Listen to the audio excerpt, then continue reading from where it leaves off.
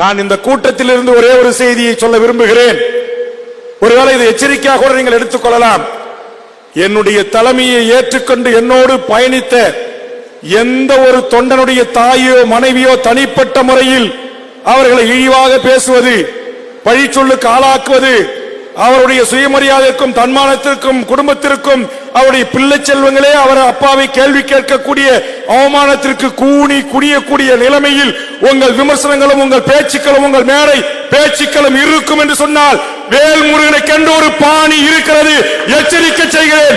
இந்த நிமிடத்தில் இருந்து அவர் என் கட்சியுடைய தொண்டர்கள், என்னை தலைவராக ஏற்றுக்கொண்டவர்கள். இதனால் வரையில் உங்கள் விமர்சனம் எப்படி வேண்டுமானாலும் இருக்கலாம். இனி